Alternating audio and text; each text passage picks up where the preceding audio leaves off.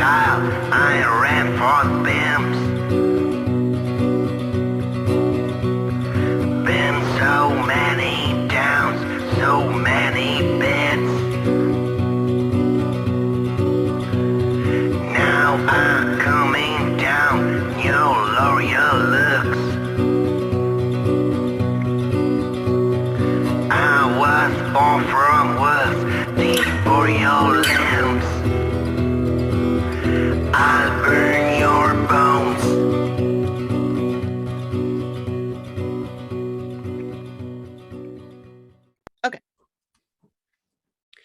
Okay, welcome. Hello, and welcome back to Volsteadland. I'm Heather, and this is Amy. Hi. Join us as we take a trip back in time to the 1920s and 30s in Minneapolis and discover the city's underworld. If you have not yet listened to the previous episode, Battle of Bullets, or any of those before it, I recommend you check them out, as this will make a lot more sense if you've heard those. And again, if you have listened before, you know that Volsteadland tells the story of some unsavory characters and the shit they get into. Some of the details might be unsettling to some more sensitive listeners. This is not for kids. Also, we swear, so please proceed with that in mind. Thank you. Okay, I wanted to start out by giving a shout out to some of our 5-star reviews that we got. We have 3. I know that doesn't seem like a lot, but I'm pretty excited about them. So one of them, I'm not going to read the whole review, but I'm just going to read the names of the people who did them so that give them a little recognition. So our first one was from Meggie 1019, and she titled it "Very Well Researched," 5 stars. And then we got one from Hap Towns that says "fun and interesting." And then our most recent one is from the real Mrs. O, "entertaining and formative." And these are really fun. So I urge you to go to Apple, and I'll put them on our socials and the website so you can read them, but I didn't want to take the time to read them here. But we're excited about that. And like I had posted, I don't understand the reasoning, but for some reason, Apple Podcasts is very helpful. Reviews on Apple are more helpful than reviews other places, although other places are great too. But for some reason, the algorithms, some things I don't understand, that's really important for us to have them on Apple. So if you are so inclined, we would love it if you would go out and go to Apple Podcasts and give us a review, and hopefully a good one. Excellent. Yay. Okay, so the other thing we wanted to talk about is our Patreon page. I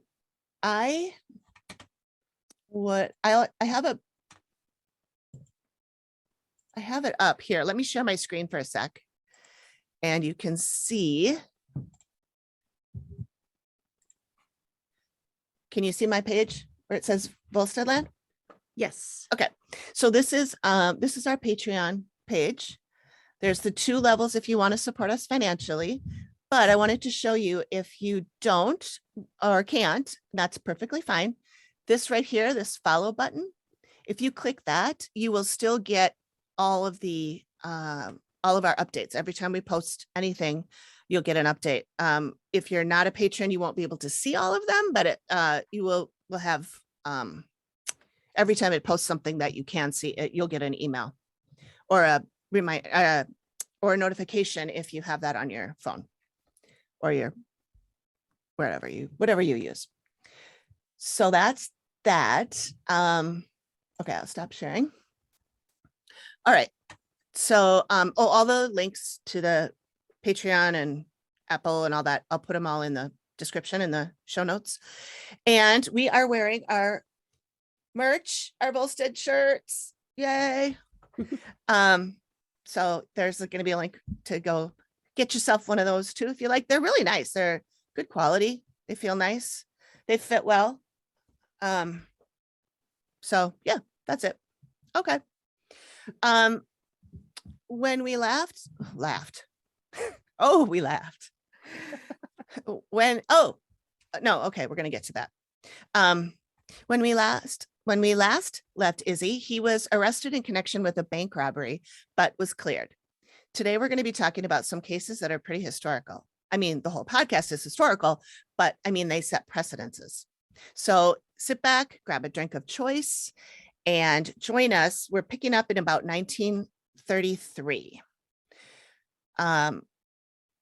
Speaking of drinks, Heather, do you want to tell the Darbs what we're drinking this evening? Sure, Darb. We are making the Ward 8 tonight. Actually, Amy's husband, Greg, prepared it for us. The Ward 8 is a turn of the century concoction. It's one of Boston's major contributors.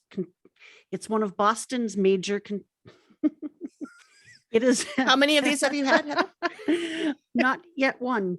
The Ward 8 is a turn of the 20th century concoction. It is one of Boston's major contributions to craft cocktails.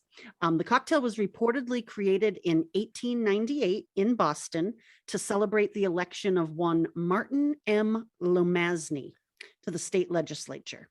Lomasny was a politician who wielded considerable power in Boston for 40 years, serving as a state senator and representative, as well as a political boss in the city's 8th ward. I'm from Boston. I've never heard of this cocktail, but I'm excited to try it today. It has whiskey, fresh squeezed lemon juice, fresh squeezed orange juice, some grenadine, and apparently cherries that cost $16 a jar. And it's quite delicious, actually. It's very citrus forward. It is. It's very good. I'll put the recipe up on socials and on Patreon so everybody can see it. As you listeners know, in previous episodes, Heather's been giving you some background on things like Prohibition and Minneapolis, and I've been doing all the research for the story of Isadore Blumenfeld, a.k.a. Kid Cann, affectionately called Izzy by us. But this time I was starting to do the research for the stories that I had selected, and I was getting a bit overwhelmed because it was too much. And the stories are really complex. And so Heather was very welcoming to, that's not the right way to put it. Heather was very open to receptive to being given some more to do. And so I delegated a little. So how are you feeling about that, Heather? I feel great. Slightly overwhelmed when it was first tasked to me. But yeah, it's fun. And reading old newspapers is very interesting. I found myself reading things that had nothing to do with this case just because the headlines were so salacious. Oh, me too. And the ads. Yes, the ads are amazing. Yep. Mm-hmm. So I will start by talking about a kidnapping that involved our guy Izzy. This kidnapping happened in 1933. And it wasn't just any old kidnapping. It was kind of historic in several ways, and I'll get to that. And Amy, I know we've talked in past episodes about how many tangents we can go down. And we have to draw the line somewhere. Mm-hmm. But with that said, we could spend hours talking about this very, very small blip in Kid Cann's criminal history, but we won't. Maybe we can circle back in the future and explore some of the characters involved in this kidnapping. I was tasked with researching Izzy's involvement here, but there are a lot more characters that we could explore. Perhaps we could do a special episode for our Patreon subscribers. Okay, so this kidnapping involves George Machine Gun Kelly. That's a name you may have heard. I know I am vaguely familiar with it, but didn't know much about him till I started reading all this stuff about the kidnapping. And yes, I would love to explore him and his wife, who was his partner in crime, more in the future. So on July 22nd, 1933, George Machine Gun Kelly, um, and along with a cohort named Albert Bates, they entered the home of Charles Urschel in Oklahoma City. Urschel and his wife were entertaining another couple, and they were all sitting around a table playing bridge. Urschel and his friend Walter Jarrett were abducted at gunpoint. Up until this point, George Kelly's criminal career consisted of bootlegging and bank robbery, and his partner in crime, Albert Bates, had a long criminal career of burglary, and bank robbery. So they were abducted at gunpoint, and Bernice Urschel, Charles's wife, obviously called the police immediately after her husband and Jarrett were taken from their home. But that wasn't the only law enforcement agency she called. She remembered a recent Time magazine article about the U.S. Bureau of Investigation. That's now what's called the FBI, which was tasked with combating kidnapping in the wake of the 1932 kidnapping of aviator Charles Lindbergh's baby. So Bernice saw this ad in Time magazine and knew right away that she also needed to call the hotline number that was listed in that article. J. Edgar Hoover, who was the director of what is now the FBI, an agency that was struggling with a bad reputation at the time, he took a special interest in this case. Because of the media's recent attention to the Lindbergh kidnapping, he used this high-profile case as self-promotion for both himself and the FBI. Smart. This case also was the first to be tried under the Federal Kidnapping Act, which is now known as the Lindbergh Law. Congress passed this law in June 22nd, 1932, the day that would have been Charles Lindbergh's second. I have Charles Lindbergh's second birthday. That's not true. We'll figure it out. Would have been the day that would have been Charles Lindbergh's birthday. The Lindbergh Law made kidnapping across state lines a federal crime and stipulated that such an offense could be punished by death. So this Urschel kidnapping was the first that was tried under that law. Okay, so back to the story. The two men were forced into the seat of Machine Gun Kelly's Chevy sedan and driven 12 miles from the city limits. It was specifically Urschel that they were after. He was a wealthy oil tycoon. But they grabbed both people when they abducted them from the home, and they weren't sure at that time which of the men was Urschel. But checking their wallets, they discovered which one it was, and they released Jarrett, the other guy. Urschel was taken to a farmhouse in Paradise, Texas, and held there for the next 9 days. Urschel was blindfolded and kept chained to a high chair. And he actually ended up being very instrumental in helping the FBI find out where the hideout was after his release.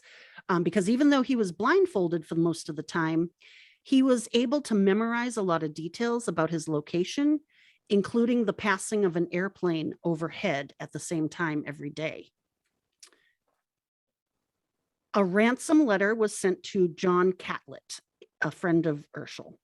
It instructed Urschel's family to place a specific classified ad in the daily Oklahoman newspaper. Bernice Urschel complied, which prompted a follow-up letter in which the kidnappers outlined their demands. A telegram was sent from Minneapolis on August 18th, 1933. Immediately upon the receipt of this letter, you will proceed to obtain the sum of $200,000 in genuine used Federal Reserve currency in the denomination of $20 bills.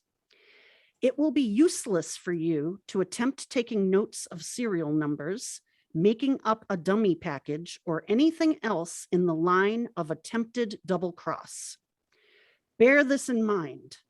Charles F. Urschel will remain in our custody until money has been inspected and exchanged, and furthermore, will be at the scene of contact for payoff.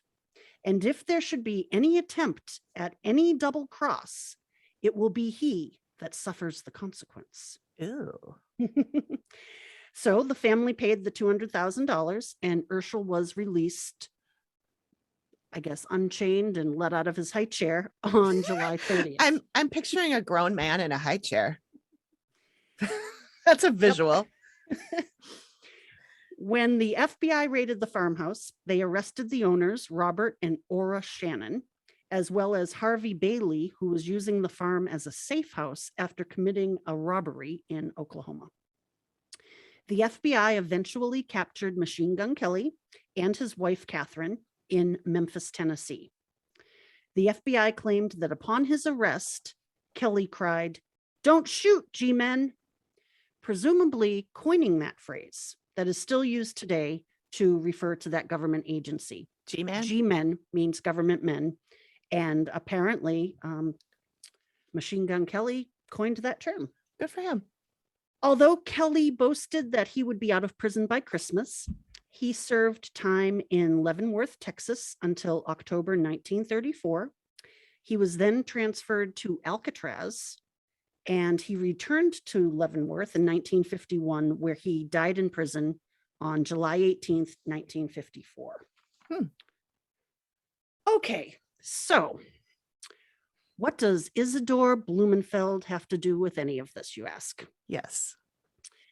Over a dozen people were arrested on various charges in conjunction with this case, including 7 members of the Minneapolis liquor syndicate, which was led by our boy Izzy. Right. These men included Charles Woke, Barney Berman, Peter Hackett, Cliff Skelly, Sam Kronick, all of those from Minneapolis, and Sam Cosberg of St. Paul. An indictment was brought. The Twin Cities men were charged with a conspiracy in company with other unknown persons to kidnap Urschel.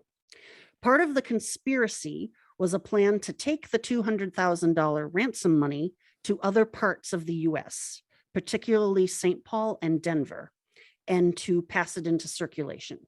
In other words, money laundering. Right. So that was Kid Cann's involvement with this particular case. He received some of the money? Yep, As it was like distributed to him and I booze? think a couple other people. Yep, and then he could buy booze with it or whatever, but just to get it into circulation. Got it. Away from what was going on. Sure. So, but he claimed that he got the money from men in a liquor deal and he would not recognize those men if he ever saw them again. Of course not. So, and of the 7 defendants in the trial, only Blumenfeld was acquitted. And Interesting. yep. And he did that with the help of Minneapolis Police Chief Joseph Laymeyer. Laymeyer flew to Oklahoma City to testify for the Minneapolis defendants.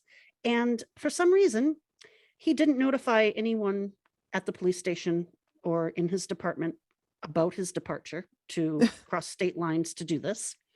And this actually cost him a demotion. He went from police chief to captain. Oh. So once again, Izzy gets off and everyone around him goes down. This is a pattern we're going to see Mhm. again, for sure. Yeah, it pays to have friends in high places. Exactly. Yeah, well, good job. Thanks. That was very nice. And now you can relax. So we're back from break. First of all, thank you, Heather, for doing that. I know that was stressful. Oh, it wasn't that bad. And there's a couple of things that I wanted to cover this time that I didn't get to. So we'll do that Tomorrow's another day. at a later date. Yeah. Okay, so now I'm going to take you all back a little bit to 1927, when there was an attempted murder of a reporter named Howard Guilford. On September 26th, 1927, At about 8:30 a.m., Howard Guilford, a.k.a. Gil, was driving to work in downtown Minneapolis from his Robbinsdale home when a car pulled up next to his. The gunman opened their door, yelled at him to pull over, and started shooting. Gil tried to retrieve his own gun that was in his car's side pocket, while also trying to avoid the bullets that were coming through the car. He was struck in the abdomen, and the bullet lodged in his hip bone. Ooh. His sister-in-law, Miss Esther Zydia, this would be his wife's sister, was in the car with him. She attempted to save him by shielding him with her own body, but he pushed her out of the car. She was able to run from the car and escape unharmed, though a bullet did fly right by her head while she was in the car. Gil would later say, "Life is sweet, but not so sweet that I would preserve it at the cost of a woman's life." He was able to take the license plate of the gunman's car, but he didn't want to share it with the police. He said, "I'll take the law in my own hands." But he gave the number of the car to an attendant at an oil station nearby. A taxi cab with passengers arrived at the scene and took Guilford and Esther to Barnabas Hospital. The license plate numbers did eventually make it to the police, but they were plates that were stolen off of another car. So why did this happen? Well, Howard Guilford, Gil, ran the Saturday Press with a man named J.M. Neer. Between the two of them, they wrote all the articles. This paper was considered what they called back then a muckrake publication. Muckraker was any group of American writers identified with pre-World War I reform and expose writing. The Muckrakers provided detailed, accurate, journalistic accounts of the political and economic corruption and social hardships caused by the power of big business in a rapidly industrializing United States. Muckraker. Yeah. So as you can guess, these types of publications and their editors were not very popular with the officials in a city that was run the way Minneapolis was run at the time. The main issue here at hand was illegal gambling. It was rampant, and it was run by the underworld characters, such as our pal Izzy. And the police and city officials allowed it to happen in return for payment. I believe it was a percentage of what they took in from the people who played the games, and probably lost a lot of money. So the people who ran it paid a percentage of their earnings to the police to have them look the other way. Huh. Okay. This particular paper's main goal was, in their words, to cleanse Minneapolis of the Twin City Reporter, which is another similar publication, and its protected gambling syndicate owners. As you know, there are a lot of people who would lose a lot of money if the gambling syndicates were shut down. So the solution would be to get rid of them or to shut them up. And just a little background here on the Twin City Reporter. It was another local muckrake paper, originally owned by the same two men, Guilford and Neer. They sold it and moved on about 8 years before this. The men who took over the Twin City Reporter conduct themselves a little differently than the original owners. One way is that they frequently blackmailed people that they had dirt about in order to keep their names out of the paper. Also, they actually owned gambling companies. So this paper, the Saturday Press, really wanted to shut them down, the paper and the gambling. And I actually have a lot more information about that paper and the way that it changed hands, but I'm really trying to rein myself in. And it's hard. It is hard. I want to tell you everything because it's so interesting, but and I also uncovered some more stuff about one of the men that ran it after Guilford. His name's Jack Bevins, and it's some pretty shocking stuff. So I really want to circle back to that at some point, which reminds me, we talked about making a list of all the Yes. things, and I started writing them down. And I know you're not going to be able to read it because my webcam is shitty, but there are 12 things on it already. And only one of them is the one you gave me, the Machine Gun Kelly. So yeah, there's a whole bunch of stuff. So maybe when we're done talking about Kid Cann, we can deep dive into some of these other things. So Gil and Jay Neer both say that they were warned before this. This is a quote from Gil. "I have been warned several times that I would be shot," Gil said in the Brainerd Daily Dispatch. and declared as he was headed to surgery that he and his paper would, quote, put the Minneapolis gunman, booze, gambling ring out of existence. 2 weeks ago, when I refused to accept a weekly pay envelope from the gambling and booze interests, I was told that if my paper ever reached the streets of Minneapolis, I would be killed. The issue was released just days before the shooting. Oh. And then I have a quote that I got. It's from Gil that he was put in the paper before his shooting. So the paper came out just a few days before. So he had written this like a week before. So sometime in between when he was threatened and when the paper hit the streets, he put this in the paper.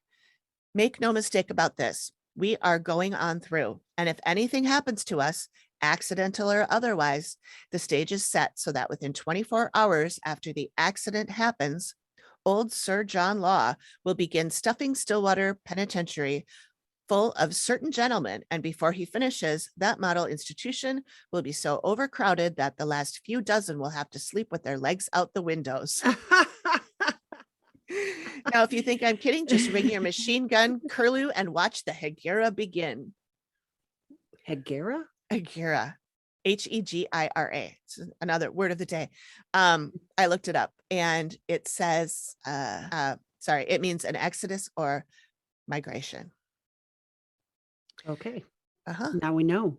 And I don't know what Sir John Law is when he says old Sir John Law will be stuffing the Stillwater Penitentiary. I don't know what that is. I Googled Sir John Law.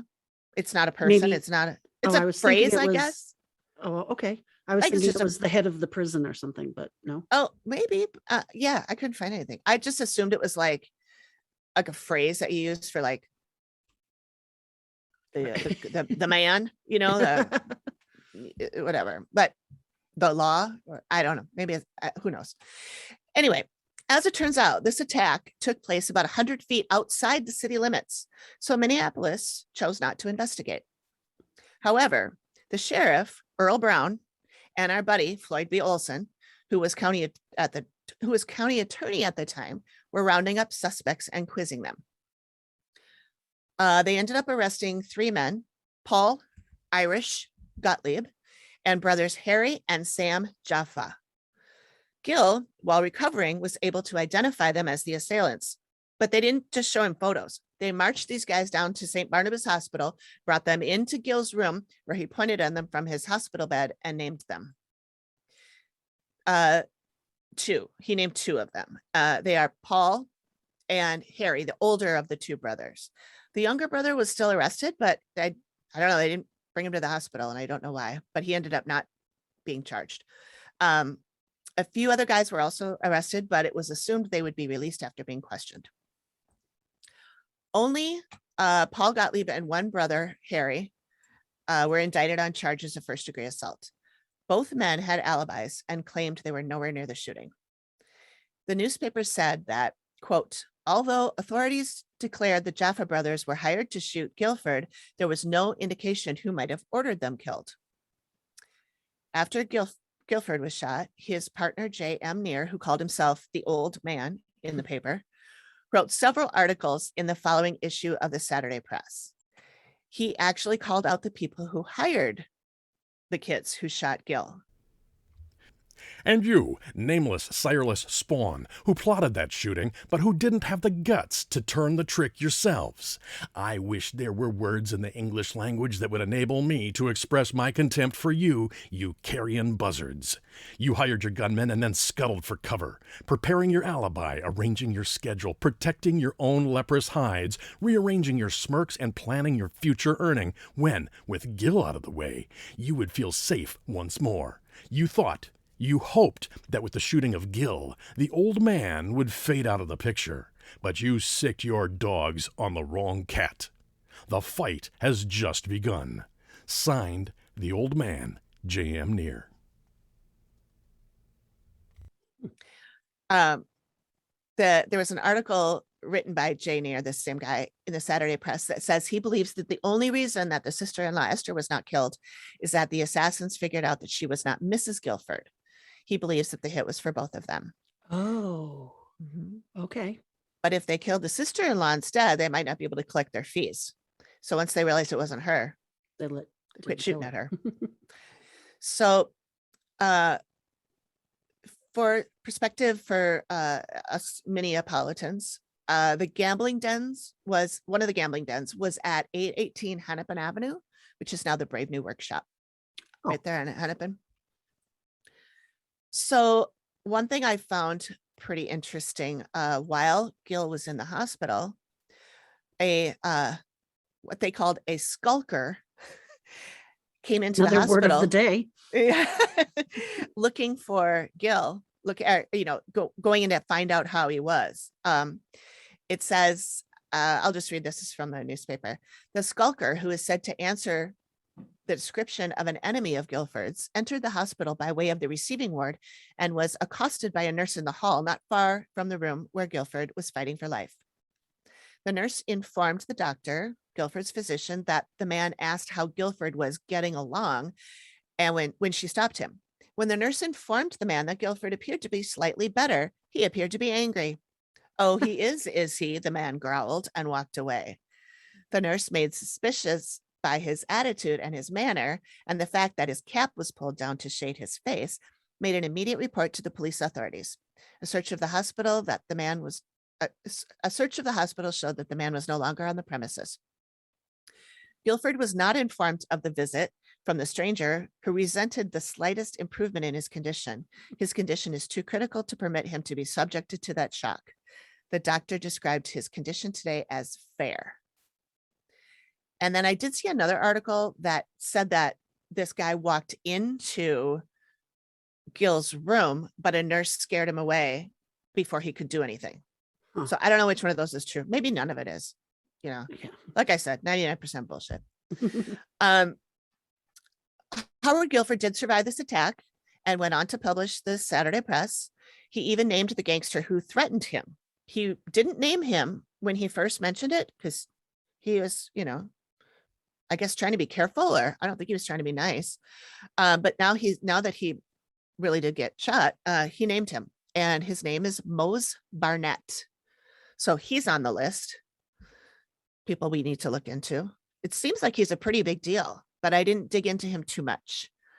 The trial was delayed in January 1928, first because one of the defendants, Jaffa, was sick, then because Gil was too weak and on the verge of a nervous breakdown to testify, and also their attorney was ill. The attorney was Ernest S. Carey. I'm not sure if he's any relation to Archie Carey, the guy that we've heard from before. But he's now on the list, Archie Carey, because he's been covering for these guys for quite a while. On February 27th, Jaffa and Gottlieb are cleared of all charges when Gil changed his answer about who shot him. After he returned from a trip to Chicago, he said that a fairly famous Chicago mobster named Jack Gold is the one who shot him. He said Gold is a dead ringer for Jaffa, and that's why he confused them. I'll put the photo. I have a photo. The newspaper actually ran a photo of the two of the guys together. So I'll put that up in the socials, and you can see they do kind of look alike, I think. But I'll put that in the video version of this episode, and I'll share it on the socials this week.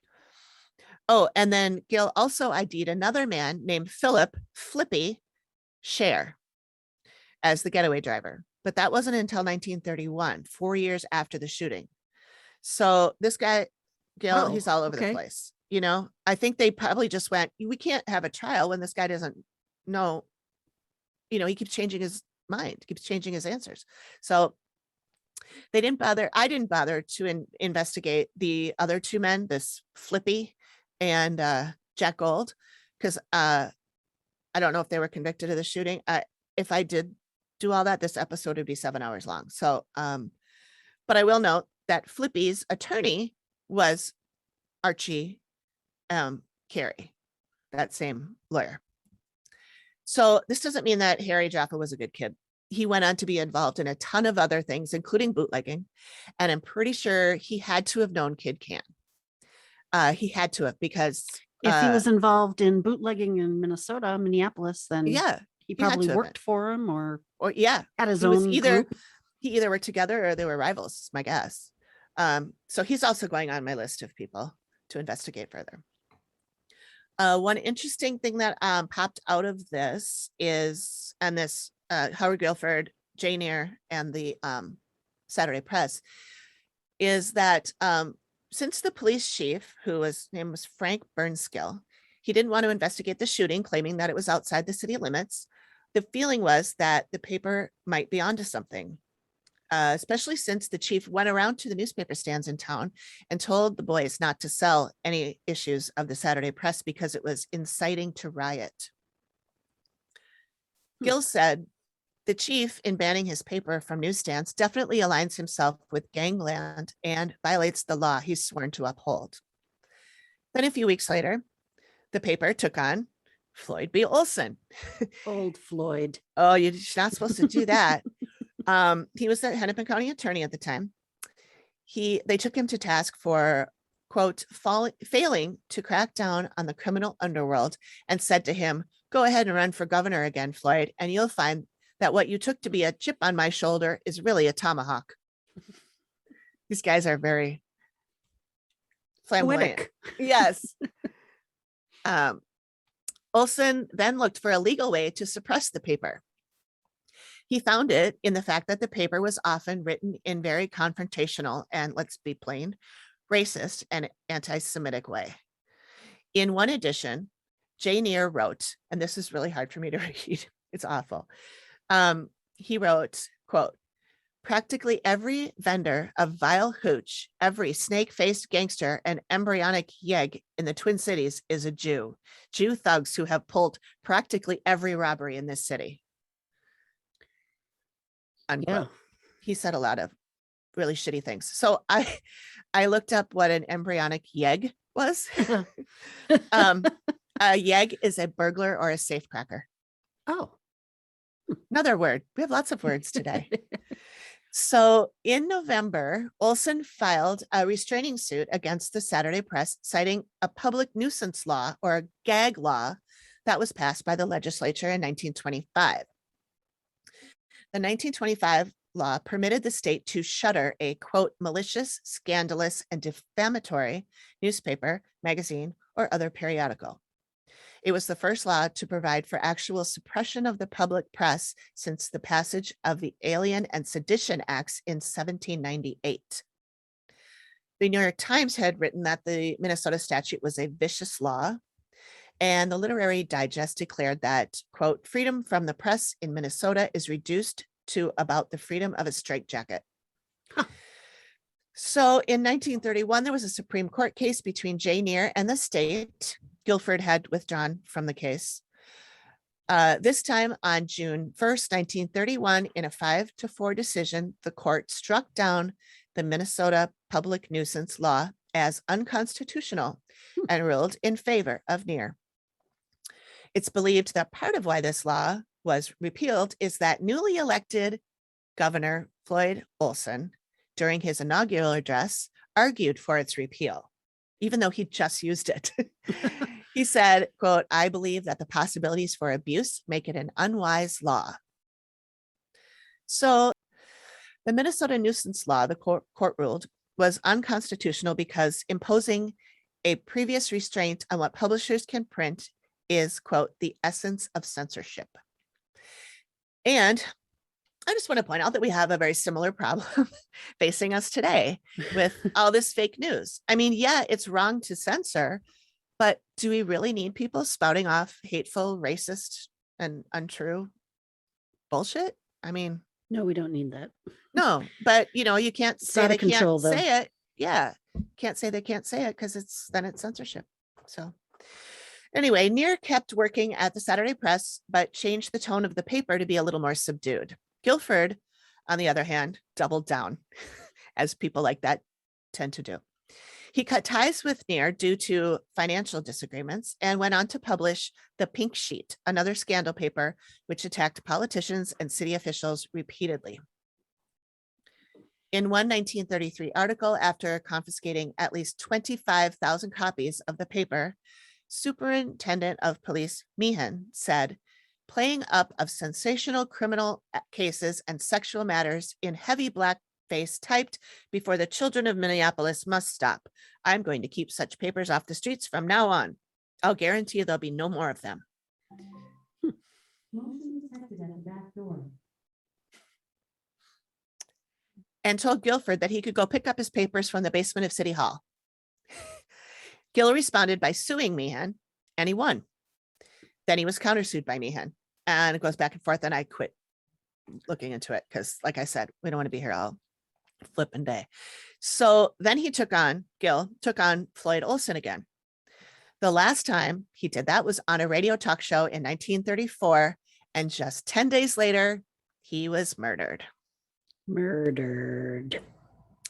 At 5:30 p.m. on September 6, 1934, Gil was driving home from work. A car pulled up next to him and shot him in the head. It was only a few blocks from home. Yeah, this time they didn't miss. Nope. Well, they didn't miss last time either, but they got him where he could recover. So the Star newspaper says on the seat beside him was a bag of cakes and cookies that he was taking home for dinner. Back of the seat was a collection of fishing tackle. On the dashboard, his radio was going, broadcasting the last few innings of the Minneapolis-Milwaukee baseball game. And then 3 blocks down the street in apartment 310 at 601 Ridgewood Avenue, Guilford's sister-in-law, Stella Zaida, was preparing dinner when police arrived to inform her of Guilford's death. Mrs. Guilford had left a week ago to visit relatives in Detroit. Now, this is a different sister. The other one was Esther. This is Stella. Okay.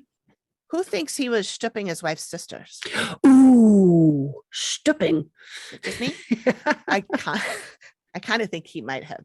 Who knows? Maybe they were 80. I don't know. I couldn't find anything. I Googled them both. I couldn't find anything on either of them. He was 48 years old, but the only picture we have of him is from 1918. So he looks about 16 years old. I think he was 18 at the time. I think he was born in 1900. I'm not positive. Anyway, oh no, he had to have been older than that if he was 48 years old in 1934. I can't do that math, but he was not 18. His murder remains unsolved. But in one of the books I'm reading called Stopping the Presses by Marta Woodhouse, it says that Guilford's wife received a letter from a friend who said, quote, Floyd B. Olson was really the murderer, though he did not do the real act. Huh. Oh, Floyd. Oh, Floyd. So I have another story, eerily similar, that I want to share, but I think we should take a break. We'll go refill our beverages. Where's mine? So, and Maybe now a word from our sponsors. Yeah. Wouldn't that be great if we had sponsors? Maybe someday. This is where I'll put in the break anyway. So go refill your beverage, go pee, whatever, and come back for the story of Walter Liggett.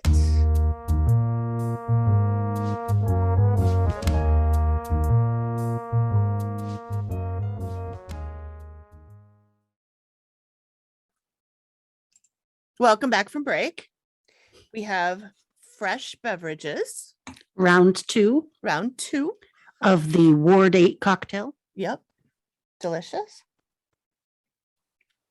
With the very expensive cherry. It would be nice to get a sponsorship from the Luxardo cherry people. Free cherries, because they're expensive.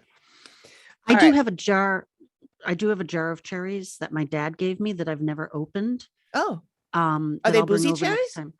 They're boozy. I don't know if, they're 4 drinks. Yeah. But I just don't make fancy drinks at home by myself. So I'll bring them over here for next time. Oh, okay. We'll make fancy drinks for you. Yeah, there's a couple other brands of cherry, and I can't remember the name of them. This one comes in a really pretty white and blue. It looks like Delft China, if you know what that is. Yep. Well, I think I do. Yeah. Wow. All right. Those might be even fancier than the ones we have. Okay. Well, next time. Okay. So, so all of this Guilford stuff is to set the stage for the story of a man who would indirectly end up causing Isadore Blumenfeld, a.k.a. Kid Cann, a.k.a. Izzy, to start answering for his misdeeds. We had mentioned Walter Liggett in the last episode when my husband read a poem about prohibition that was apparently written by Liggett. It was kind of cute. I'll play it again. 10,000 Jews were making booze without the state's permission to fill the needs of 1 million Swedes who voted for prohibition. Walter Liggett. And then we're going to dive in. So, on October 24th, 1935, newspaper editor Walter Liggett was called to the Radisson Hotel that evening by a woman named Annette Fawcett. She is the former wife of W.H. Fawcett. He's a publisher, and we'll get to him in a bit. And gossip has it that she was also a former mistress of Governor Olson. That was from a book called Stopping the Presses, which I had referred to earlier. The author is Marta Woodhouse. Marta's maiden name is Liggett. She is Walter Liggett's daughter. She was 10 years old at this time in 1935. And she's written a book, and it's really good. It's got a lot of Minnesota history. It's really cool. I recommend reading it. And I'm still only like halfway through. But I thought I was done with this episode script and stuff earlier today. And then I just was like, oh, I'll just relax a little bit and read her book. And then I got a bunch more stuff to throw in here. So yeah, it never ends. Anyway, so Walter Liggett was called to the Radisson Hotel to Annette Fawcett's apartment. When he got there, Kid Cann showed up with another friend or two. It seems like it started out friendly enough. They had a few drinks, and then, according to Liggett, he was asked to lay off regarding the stories he was writing and publishing in his newspaper, The Midwest American. The Midwest American was another one of those, what they would call muckrake. It was exposing politicians and city officials and corruptness and stuff. So these were considered to be political attacks and exposures of alleged gambling and liquor rackets. I could not find any articles from the Midwest American online, so I've not seen any of the articles. Sid Hartman, in his book, called it a scandal sheet printed on pink paper. Liggett refused to back off, saying his aim was to drive gambling and vice out of Minneapolis. Sound familiar? Yes. At this time, Walter Liggett was awaiting trial. It was for a statutory charge involving a 17-year-old woman from Austin, Minnesota. He said he was framed by Governor Floyd B. Olson because of his criticisms of the governor. The trial was supposed to be November 4th. He publicly blamed Floyd B. Olson for the murder of Howard Guilford. And there is so much more to this trial. But again, I'm going to have to rein myself in, and we'll have to go over it in a deep dive episode later. It's on the list. So this story, there's some conflicting reports, let's say. So this is Walter's story, and I got this from interviews that are in the newspaper with Walter, and then also from Marta, his daughter's book. So Annette Fawcett called him and asked him to come to the hotel because she had information for him. She didn't have any info, but she did suggest to him that he get an attorney. Walter said it would cost $1,500 and he didn't have the money. She said she could get a lawyer for him for nothing, but it was from a firm that Walter did not trust. And I'm wondering if that was Mr. Good old Carey. I don't know who it was, but the phone rang and it was Kid Cann. Walter heard her say, "The gentleman is here now." She asked Walter if he wanted to talk to Izzy, and Walter replied that he had nothing to say to Cann then or any time. Two men showed up and Walter chatted with them. They had some drinks. Then Kid Cann showed up. They chatted about how Izzy really wanted Walter to stop attacking him in the Midwest American and said if he would lay off, Walter would be taken care of. Walter laughed him off. That's a bad move. And Izzy hit him. Walter got up to leave. Izzy apologized profusely and offered him a ride home. Now, Izzy's story says he resented Walter's attacks in the paper because while he used to be engaged in rackets, he was now in the legitimate liquor business. He said that Walter asked him for $1,500 to help finance his upcoming trial, and he denies that he offered Walter any money. So the rest of the story I have kludged together from newspapers and Marta's book. So they stopped at a cafe on the way home for a drink. I believe it was at the Tia Juana Cafe. It's 2 words. That's why I said it weird. I was like, does she not know how to say Tijuana? I know how to say Tijuana. Yeah, it's a Tia Juana Cafe at 1110 Hennepin.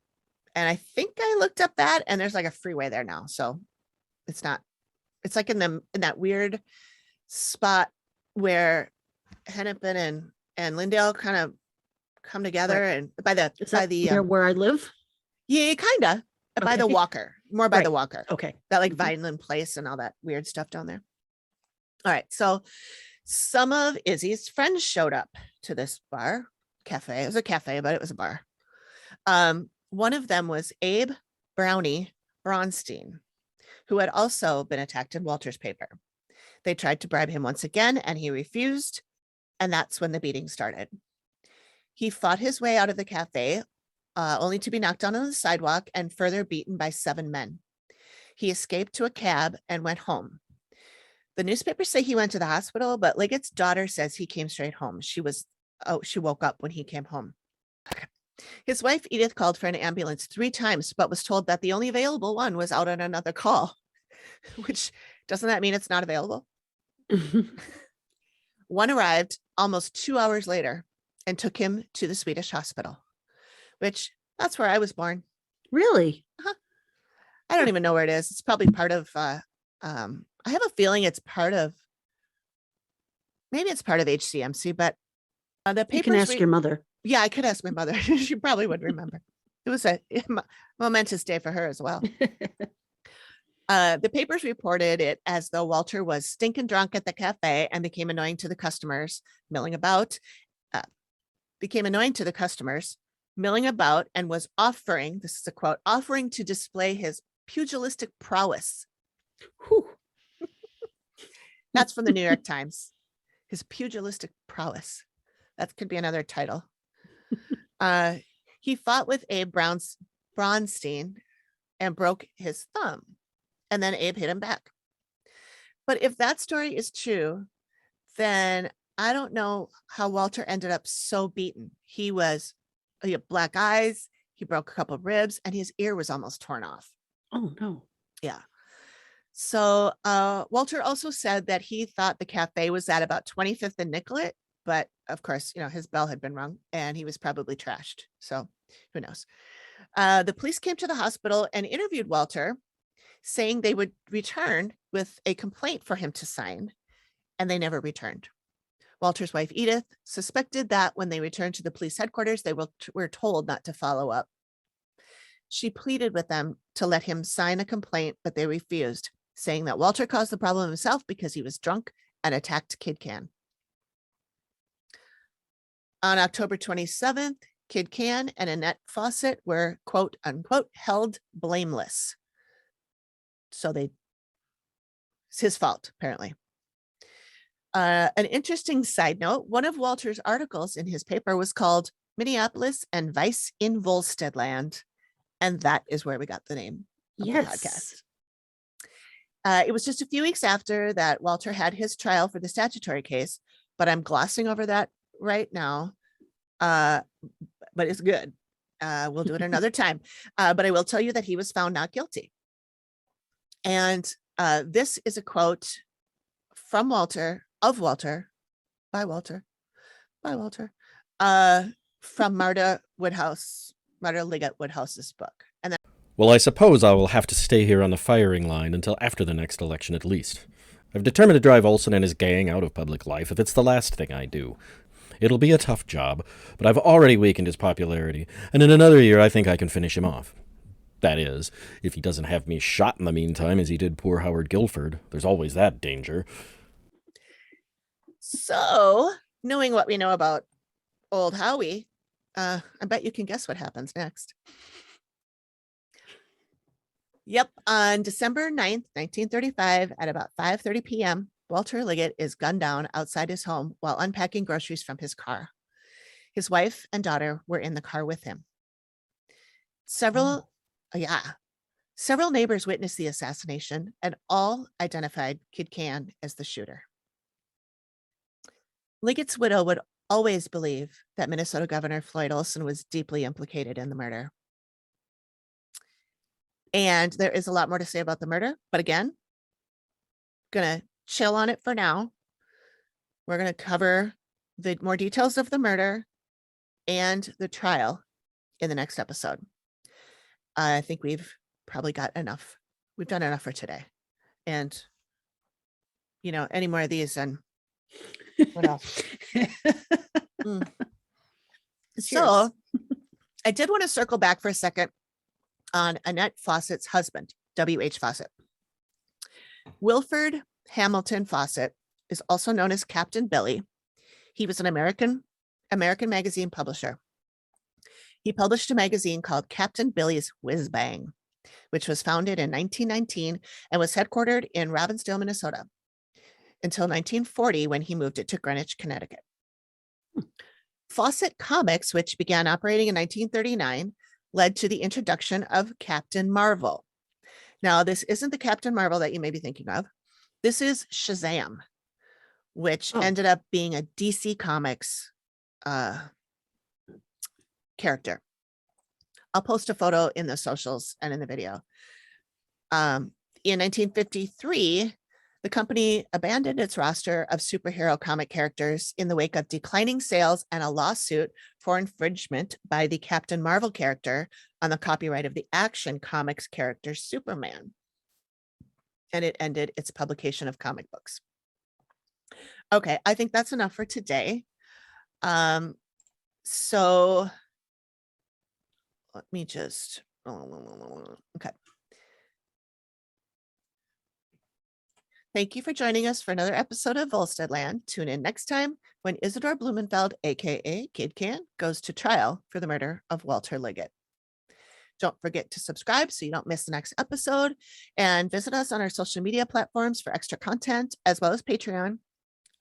If you're a fan, please consider supporting us by leaving a 5-star review on Apple Podcasts. Even if you don't listen on Apple, for reasons unknown to me, it really does help us out. Don't forget to follow us on Patreon. You can follow for free, as I showed earlier, or subscribe with a small fee to get even more content, including early releases.